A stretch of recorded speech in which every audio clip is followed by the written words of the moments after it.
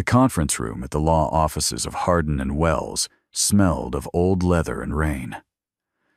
Adelaide Hartwell sat at the long table, her pen trembling above the marriage certificate. Across from her, a black man in a clean flannel shirt and worn boots waited without expression. Nathan Brooks, Royce Peyton, leaned against the back wall, swirling whiskey, and spoke with a voice that carried no warmth. "The bride," he said, "is signing under duress of her grandfather's will." A tear hit the paper. Nathan signed his name in 3 precise strokes. No one noticed the watch beneath his cuff.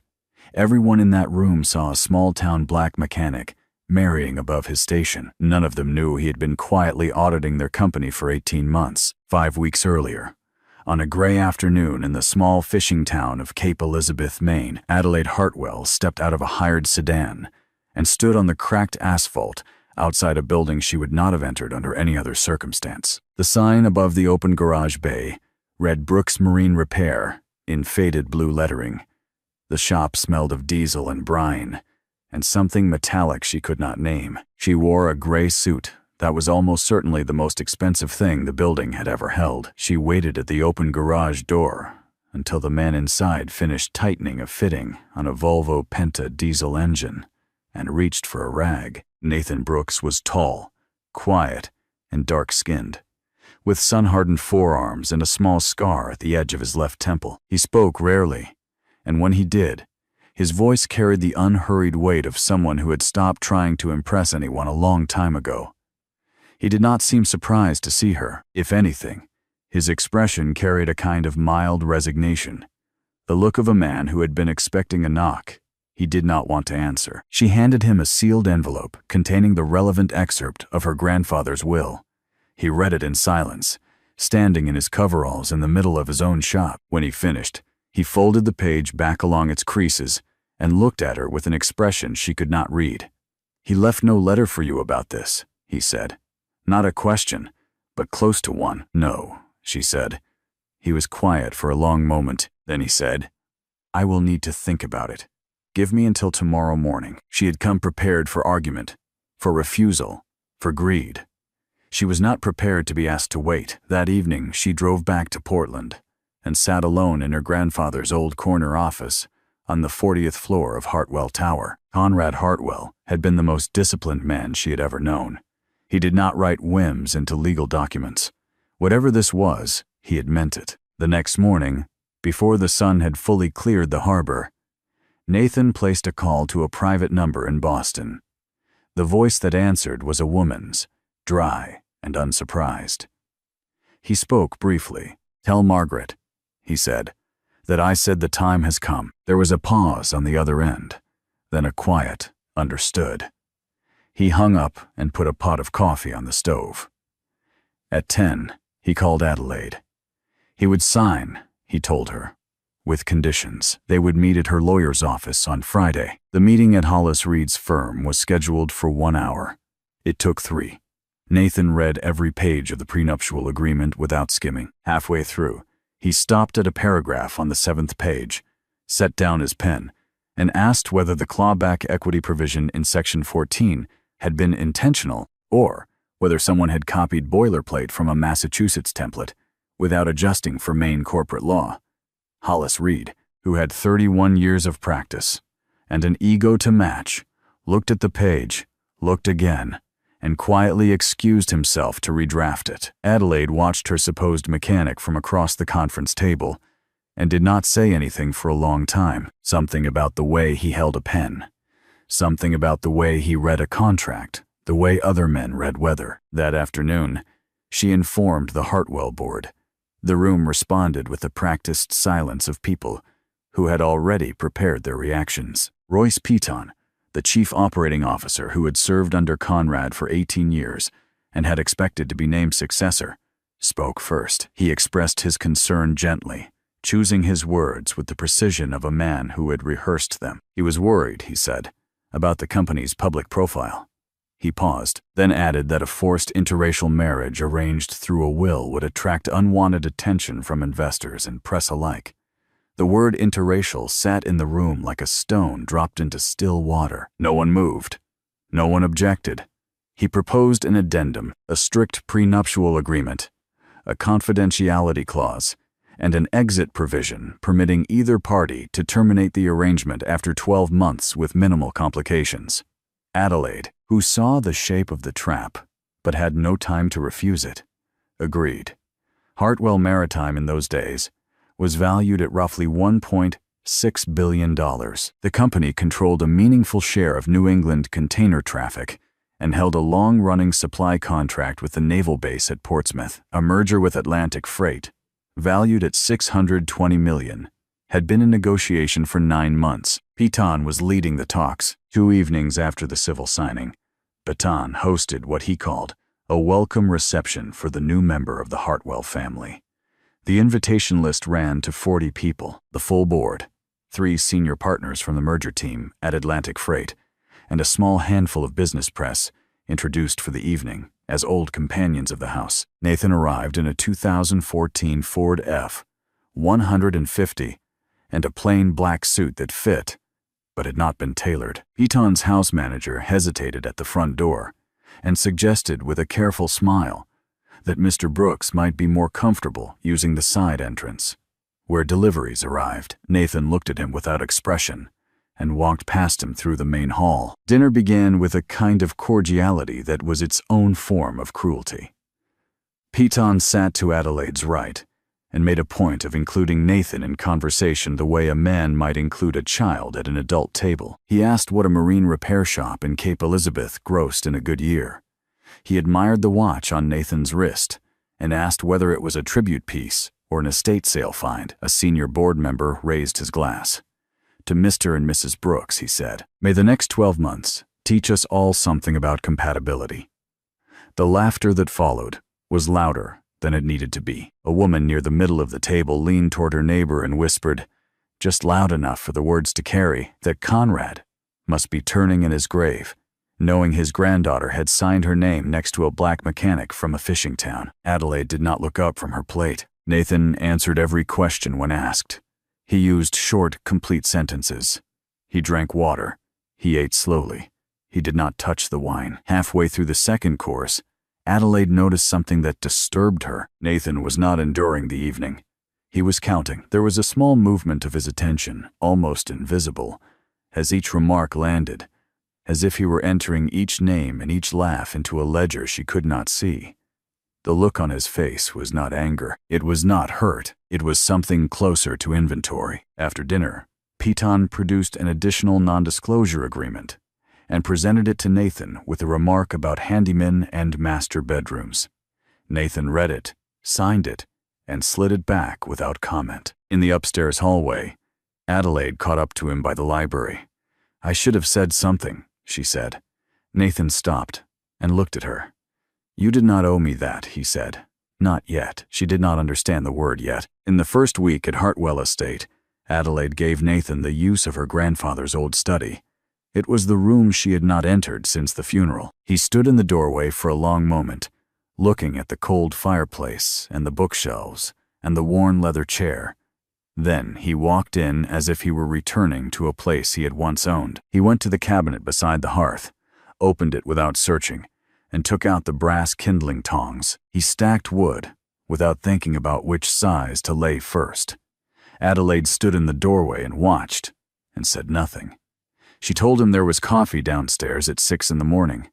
Then she left him to it. The next morning, she came down at 6:15 and found him already at the breakfast table, with the Wall Street Journal folded to the shipping and logistics page. He was making notes in a small leather book with a fountain pen, a Mont Blanc, that had been used hard enough to wear a shine on the cap.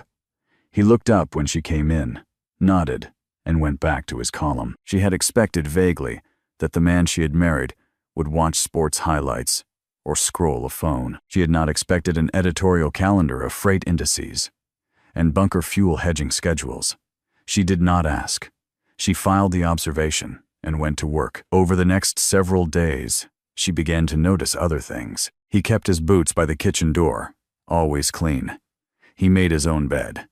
He used a single towel all week. He moved through the house with the careful discipline of a man who was used to taking up as little space as possible, not because he was small, but because he had chosen to be. When the housekeeper left a fresh set of sheets outside his door with a note addressed to Mr. Hartwell, he folded the note, set it on the hall table without correction, and made the bed himself. That weekend, the marina staff at the estate was preparing the Hartwell Hawk, a 75-foot yacht, for a paying charter the following Tuesday. The stabilization system would not initialize. 2 engineers had been at it for an hour. Walter Kowalski, the company's senior marine systems engineer and a man who had served Hartwell for 36 years, stood on the dock, with his arms folded, and a look on his face that suggested he already knew the answer, but was waiting to see if anyone else would find it. Nathan walked past on his way back from the breakwater. He paused for perhaps 30 seconds, looked at the open access panel near the port fin, and spoke quietly to the younger of the 2 engineers. The hydraulic feed on the port side, he said, was reversed. Whoever had serviced the boat the week before had crossed 2 lines. The engineer checked. The lines were crossed. The system initialized within 10 minutes. Walter Kowalski looked across the dock at Nathan and held his gaze. The look that passed between them was very brief and entirely understood. Walter said nothing. He turned and walked back into the boathouse. But the younger engineer, still crouching by the access panel, looked up at Nathan with an expression that was not quite surprise and not quite recognition. It was closer to the face a man makes when he realizes he has been standing next to someone he should have been paying attention to all along. Sophie came to the estate that Saturday afternoon. Adelaide had been working in her bedroom when she heard a small knock at her door. The girl stood in the hall with a coloring book held against her chest. She was 8 years old, with careful dark eyes and 2 neat braids tied with yellow ribbons. "Excuse me," Sophie said very politely.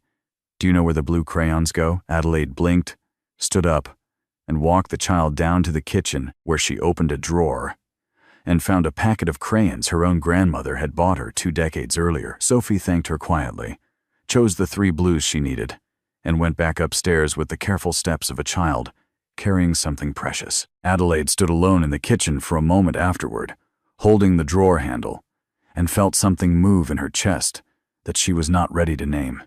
She had not spoken to a child in years. She had forgotten how direct they were, how they asked for exactly what they needed, and nothing more. She thought about Sophie's braids, tied with ribbons that someone had chosen with care that morning, and she thought about a man who repaired diesel engines for a living and still found time to match ribbons to a dress. That night, Adelaide walked the upper hallway in her socks and stopped outside Sophie's bedroom. The door was open a finger's width. Nathan was reading Charlotte's Web aloud, in a voice she had not heard him use anywhere else, a voice that was almost a whisper, but had every word in it. The way he said Wilbur's name was the way some men said prayers. Adelaide stood in the dark hallway and listened until the chapter ended. Then she went back to her room and did not sleep. She lay in the dark and thought about the way his voice changed when he spoke to his daughter, the way it lost every edge and became something she did not have a word for. She thought about the watch on his wrist that no one at the dinner table had recognized, and the way he had read a contract like a man who had written hundreds of them, and the way he had walked into her grandfather's study as if the room had been waiting for him. There was a pattern forming in her mind, a shape she could almost see but not yet name. On the bookshelf in Nathan's study, between a worn copy of Moby Dick and a binder of marine engineering tables, sat a slim hardcover titled Maritime Risk and Hedging in Transatlantic Shipping. The author's name on the spine read N.A. Brooks. Adelaide had not yet seen it. In his office downtown, Royce Piton ended a call with Lenora Quinn, the chief financial officer, by saying that Brooks was too quiet and that he did not trust quiet, and that the Atlantic freight signing needed to be moved up by a week. Toward the end of the conversation, Lenora mentioned that at least one outside investor had raised the question of whether the company was risking its image by allowing a black mechanic to reside inside the Hartwell estate. Piton's response was immediate. "Let them worry," he said. "That is a natural weapon for us." After he hung up, he sat in the parking garage 3 blocks east and placed one more call. Lenora answered on the second ring. "She just handed us the gun," he said. "Once Atlantic Freight signs, we will have her cornered by Christmas." The call came at 2:40 in the morning. 11 days after the civil signing. The MV Hartwell Meridian, a container vessel of 280 meters, had lost steerage in a Category 3 storm off Nova Scotia. Several lashings had failed on the upper tier. The ship was listing 12 degrees, and the bridge was reporting that 2 of the boxes in the affected stack contained hazmat-class cargo. 19 sailors were on board. Adelaide was in the back of a town car within 10 minutes. By the time she arrived at Hartwell Tower, Petton was already in the navigation center on the 15th floor, leaning over the shoulder of the duty officer. He turned when she came in and spoke quickly with the controlled urgency of someone who had been rehearsing the conversation for some time. The captain, he said, had requested a southern route 3 days earlier to avoid the system. The request had been denied at the executive level on fuel cost grounds. Adelaide asked evenly who had denied it. That, Petton said, was what they were trying to determine. She watched him while he spoke. She had known the man since she was 16 years old. She did not believe him. Within 40 minutes, the European pre-market opened, and Hartwell Maritime stock fell 7%. By 4 in the morning, the wire services had picked up the story. The Canadian Coast Guard reported that weather conditions would not permit helicopter evacuation for at least 6 hours. The seas were running at 5 meters and rising. The ship's list had reached 14 degrees. Petton placed a slim folder in front of her on the navigation center table. The folder contained a draft press statement and a 1-page insurance election. He suggested gently that she might want to consider declaring the vessel a probable total loss in order to begin the claims process before further damage occurred. Adelaide read the page once. She read it again. She understood suddenly what he was doing. If she signed, the company would record the loss before the rescue had even been attempted. The market would crater. The board would have all the reason it needed to call an emergency vote of no confidence. She did not sign. Petton stepped out, ostensibly to call the insurance carrier, and she stood in the middle of the room with 19 lives on the screens above her, and no idea what to do next. She had been trained for negotiations, for quarterly reports, for the small wars of boardroom politics. She had not been trained for this. The green dots on the tracking screen moved with the storm, and she watched them the way a woman watches a clock in a hospital waiting room, knowing that the numbers meant something she could not control. She drove herself back to Hartwell Estate. The road from Portland was nearly empty at that hour. She did not turn on the radio. She did not call anyone. 50 minutes later, she walked into the kitchen of her grandfather's house and found Nathan Brooks sitting at the table in a faded flannel shirt, pouring coffee from a French press. He looked up at her without surprise. "Meridian," he said. "It has been on the coastal emergency feed since 1 in the morning. I was up. Sophie had a bad dream." She sat down across from him and told him in short sentences what was happening.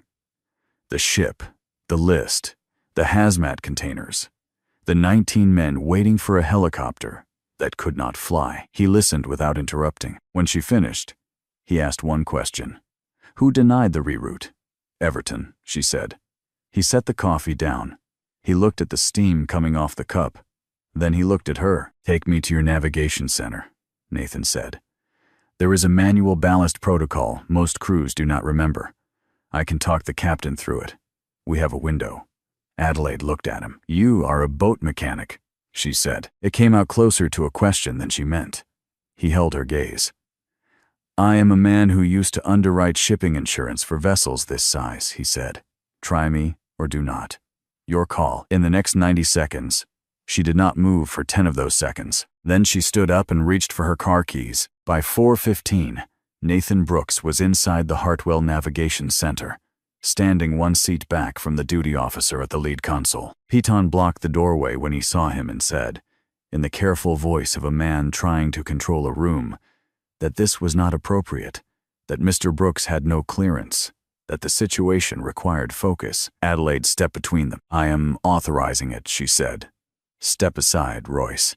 Petton stepped aside. His face hardened in a way that did not show, but could be felt. He turned to his assistant and said, low enough that only the nearest row could hear, that she had just handed the command room to a black mechanic with no credentials of any kind. Nathan did not take the duty officer's chair. He stood at his shoulder and asked 3 questions, each one short.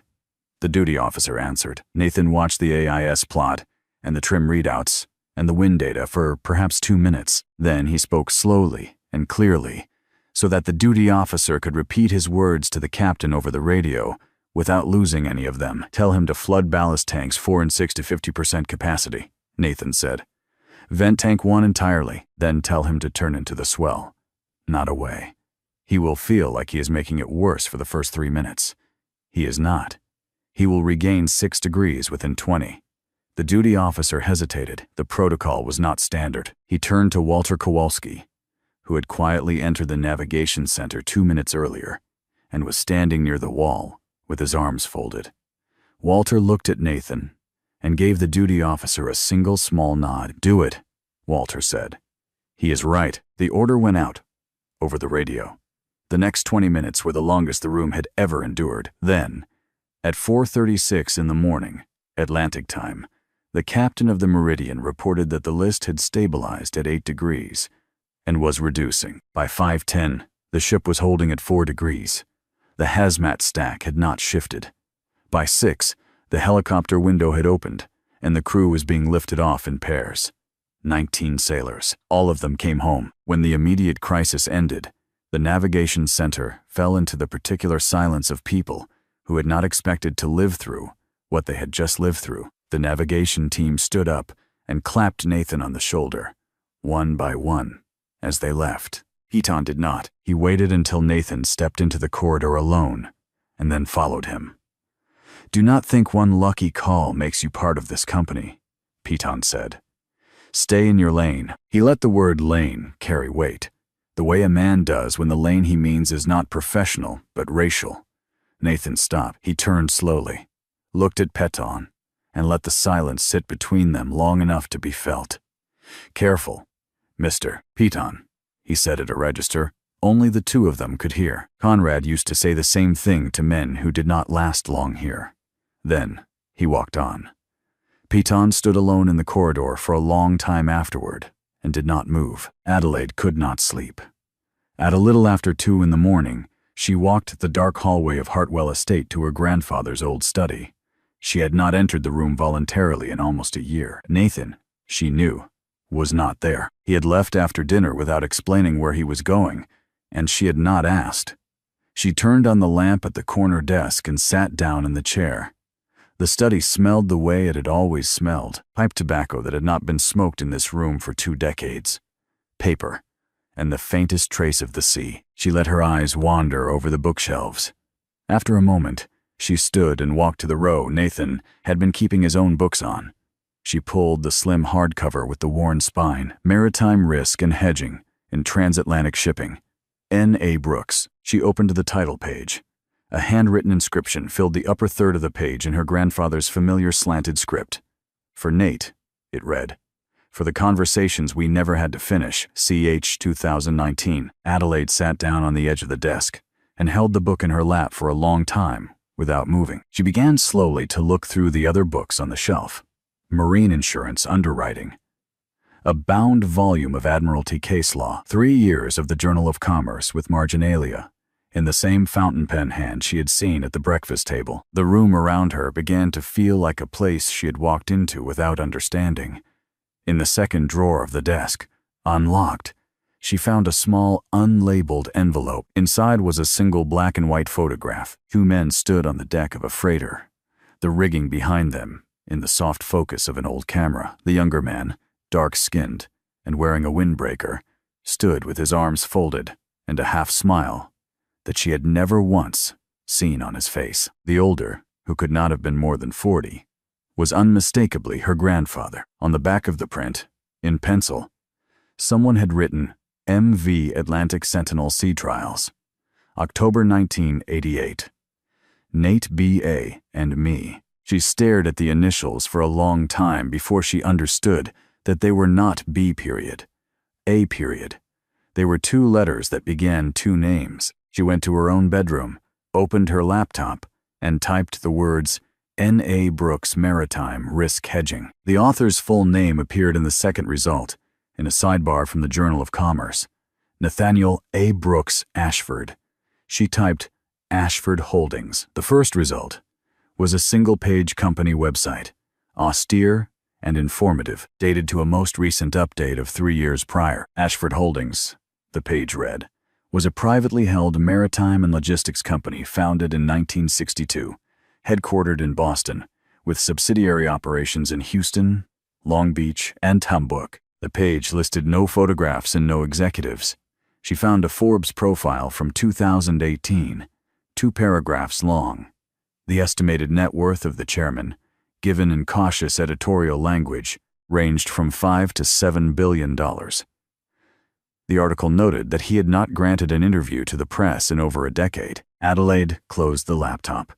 Then she opened it again. Then she closed it.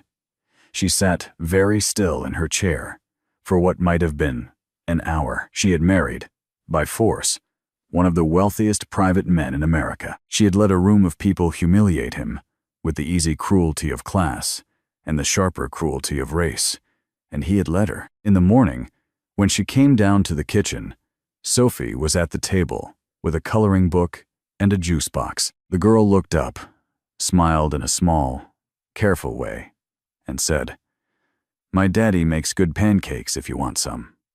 Adelaide sat down. Nathan, in his flannel shirt, stood at the stove and did not turn around. The 3 of them ate together.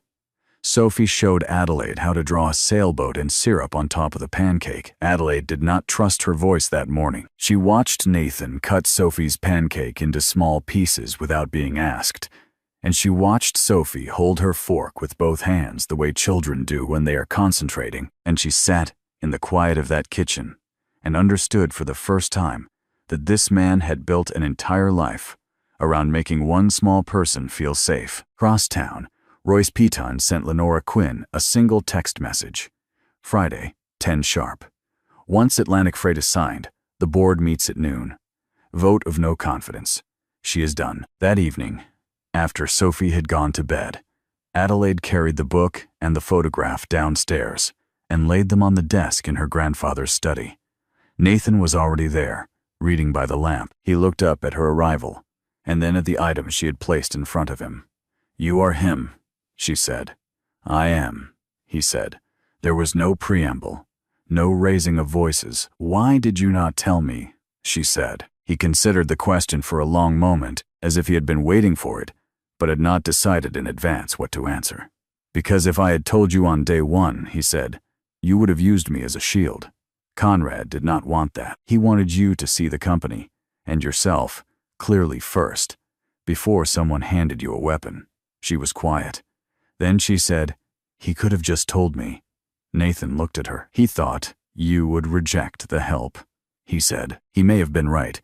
She wanted to argue with that. She opened her mouth to say that she would not have rejected it, that she was not that proud, that she would have listened. But she thought about the way she had looked at him on the first day, standing in his coveralls in that shop, and she closed her mouth, because she knew, with a particular honesty that only comes at 2 in the morning, that Conrad had been right about her. She sat down across from him.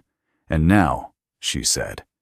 "Now," he said, "Royce Piton is signing Atlantic Freight tomorrow morning at 10. The board has been called for noon. They will vote you out. I have a folder. You can decide what to do with it." He took a flash drive from his shirt pocket and set it on the desk between them. She did not touch it for a moment. Then she picked it up, walked back to her room, and read every file until the gray light came up over the harbor. The documents were meticulous. Time-stamped emails, wire transfer records, shell company registrations traced through 3 jurisdictions. She read them the way her grandfather had taught her to read contracts, slowly, with a pencil in her hand. The emails alone told a story that made her stomach turn. Piton had not merely denied the reroute. He had calculated the insurance value of a total loss against the cost of fuel savings and chosen the number that benefited him. The wire transfers were worse. By the time the sun came up, she understood exactly what Royce Piton had built and exactly how Nathan Brooks Ashford intended to tear it down. At 9:50 the next morning, in the boardroom on the 42nd floor of Hartwell Tower, Royce Piton signed the Atlantic Freight merger documents on a polished cherrywood table. while two Atlantic freight executives nodded their congratulations. He returned to the boardroom with the signed pages held lightly in one hand, like a man who had been waiting a long time for permission to smile. The board meeting opened at noon. Lenora Quinn distributed a folder of financial summaries showing what she called a pattern of erratic executive behavior on Adelaide's part over the previous 6 months. Piton spoke for 14 minutes. He cited the Meridian crisis, the 7% stock drop, the introduction of an unauthorized civilian to the navigation center during an active incident. He used the phrase corporate governance failure 3 times. Then he added, in a tone that sounded almost reluctant, that he did not wish to make this personal, but the decision to bring a mechanic, regardless of background, into a command room during a crisis represented a serious lapse in judgment. He proposed a vote of no confidence and his own appointment as interim chief executive officer. Adelaide stood when he finished. Before the vote, she said, "I would like to introduce a witness." The door opened. Nathan Brooks walked in. He was wearing a charcoal suit that did not call attention to itself, an open-collared shirt, and the same worn boots he wore everywhere. Behind him came 3 people, a tall, silver-haired attorney from Boston, a forensic accountant carrying 2 banker's boxes, and Walter Kowalski. Petton rose halfway out of his chair. "This is a closed session," he said. "Mr. Brooks has no standing here." Under Section 12 of the marriage clause Mr. Piton himself helped draft, Nathan said, "I am a 51% voting equity holder in this company. I have standing." He laid a black file folder on the table. Before the vote, he said, "I would like to enter evidence." The folder contained 3 sets of documents. The first was a chain of internal emails from Petton, time-stamped and hash-verified by the Hartwell server's own audit log, in which he had personally overridden the captain's request to reroute the Meridian around the storm system. The second was a forensic accounting reconstruction of the Atlantic freight merger, which valued Hartwell Maritime at $1.1 billion, more than 30% below the independent valuation prepared by an outside firm 3 months earlier. The third traced a chain of payments from Atlantic Freight through 3 shell companies, terminating in a Cayman entity whose beneficial owners were Royce Piton and Lenora Quinn. Piton went very white and said, almost calmly, that the documents were fabricated. The silver-haired attorney placed a second folder on the table without speaking. Server hashes, bank correspondence, subpoenaed wire records. The room was quiet, in the way a room becomes quiet when every person in it is recalculating their position.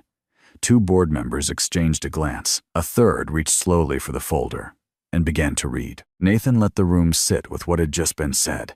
Then he spoke once more, in a voice no louder than the one he had used at the kitchen table the night before. "Conrad asked me to keep an eye on this company until his granddaughter could stand on her own," he said. "I have done that. As of today, I am not watching anymore. I am voting." Walter Kowalski stood up beside him and placed a hand briefly on his shoulder. The room was still. Piton, who had not yet sat back down, looked at Nathan and said with the last of his composure, "Who are you, Mr. Brooks? Who do you think you are?" The silver-haired attorney rose and addressed the room. "Mr. Brooks," he said, "is Nathaniel A. Brooks Ashford, chairman of Ashford Holdings. Over the past 11 months, at the personal request of the late Conrad Hartwell, Ashford Holdings has acquired 34% of Hartwell Maritime's senior debt." The board was silent. One member, an older woman near the end of the table, leaned forward. "Brooks Ashford," she said, "of the Ashford that ran the Sentinel fleet." "The same," Walter Kowalski said. "I served 8 years under his father. Conrad and Nate ran Maritime Risk Consulting together in the 80s, before either of them inherited a dollar." Nathan spoke briefly to the board. He and Conrad, he said, had been partners and friends for 30 years. His wife, Margaret, had died in 2022 of pancreatic cancer. He had stepped back from the operating chairmanship of Ashford after her death and moved with his daughter to Cape Elizabeth, where the air smelled like home and no one took her picture at the school gate. Conrad had been diagnosed with lung cancer 18 months before his death and had known by then that Peyton was building something quiet beneath the floor, but had not had the time or the proof to act on it himself. The marriage clause had not been a romantic gesture.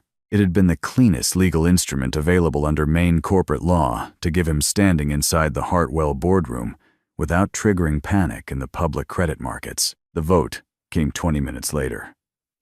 By a margin that was not close, Royce Piton and Lenora Quinn were stripped of their offices, suspended pending the outcome of a federal criminal inquiry, and removed from the building by internal security before the lunch hour ended. Piton, escorted past the boardroom door, stopped and turned toward Adelaide.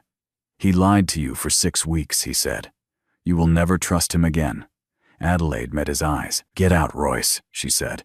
He went. When the room had emptied, Adelaide and Nathan were left alone for the first time.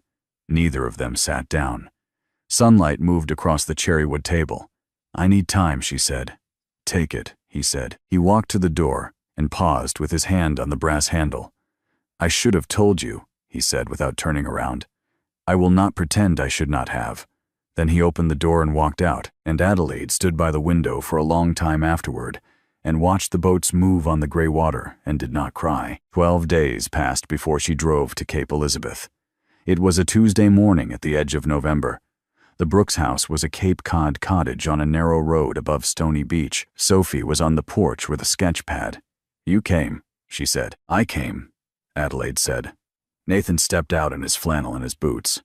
"You want coffee?" he said. "Yes," she said. "I judged you on the first day," Adelaide said. "I let other people humiliate you. I am sorry." He was silent for a long time. "I lied by omission for 6 weeks," he said. "I am sorry, too. There is a 12-month clause," she said. "We can end it in March. Or," he said, "we can stop counting." Sophie came back out with a small wooden box of watercolors and set it between them with the seriousness of a child handing over a trust. "You have to wait for the first layer to dry," she said. "Daddy says everything good takes layers." Adelaide picked up the brush. On the table between them, beside the cooling coffee, Nathan's old watch lay quietly, unworn that morning. He had left it there as a small kind of answer. Neither of them had been looking, but somewhere between Portland and Cape Elizabeth, on a porch that smelled of salt and turpentine, they had stopped counting.